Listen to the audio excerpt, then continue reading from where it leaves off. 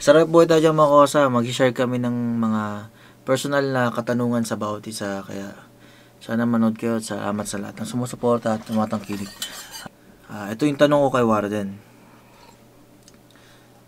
Naprotektahan ba kita o natulungan during postpartum periods?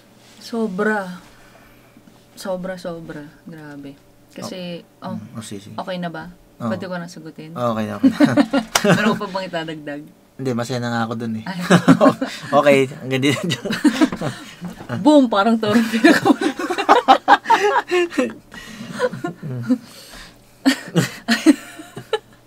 Parang patumpik-tumpik, ano? Sobra. Sige na. Kasi 'di ba, pagka yung postpartum is nag-start yan sa ano, 'di ba? Bago pa lang iluwal yung bata. 'Di ba nagpo-postpartum na ata doon? Tama ba? Ang post ata Ay, tapos na. Kasi post. Sa bagay, nga. Mali na naman ako doon. Hindi, naman, inaccept mo naman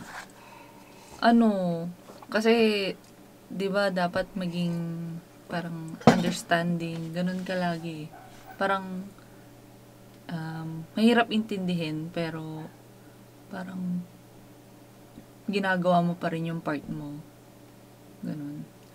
Tapos ang postpartum din is alam mo yung parang bagot na bagot ka sa lahat ng mga nangyayari sa mundo, ganun. Tapos parang naiinis ka, madali kang mainis. Lalo sa dalawang beses pa yon. Lalo sa anak. Grabe. Kasi ang age ata na naglalast ng ganun, tumatagal pa ng 4 years, di ba? Sa isang anak. Oo. Yung iba nga 7 years daw eh. Oo. Yun palang postpartum. Yung iba kong na babasa.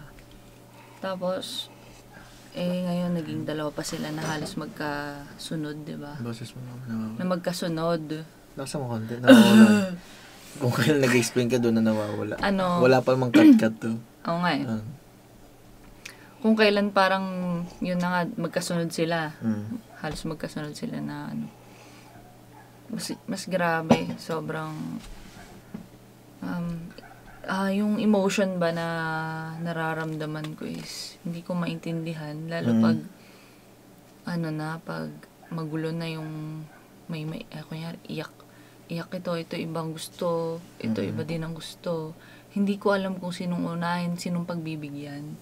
Doon pa lang parang nawiwindang na ako, hindi ko na alam ang gagawin ko. Minsan nasasaktan ko din sila. Siguro parang ganun talaga ang parents, parang kasi yung pagod po yan. Grabe, parang parang hindi natutulog kasi breastfeed sila eh. Oo. Kaya parang hindi ka talaga nakakatulog ng maayos.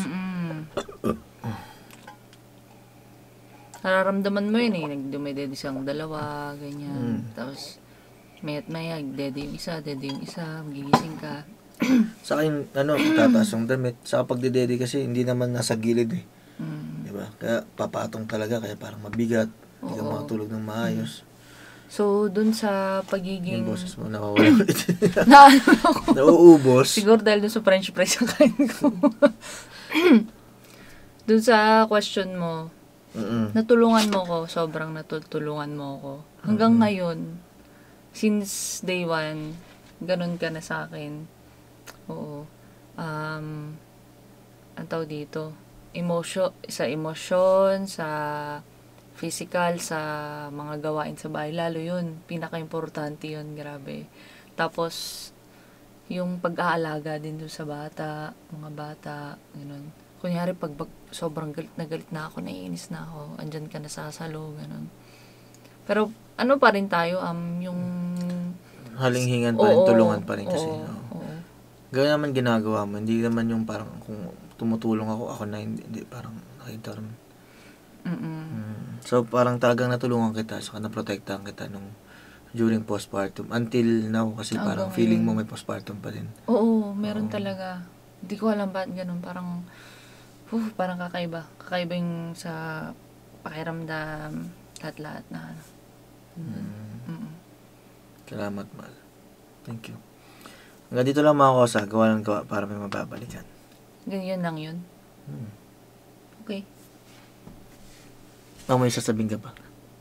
Wala naman na. O, di ba? Doon lang naman yun.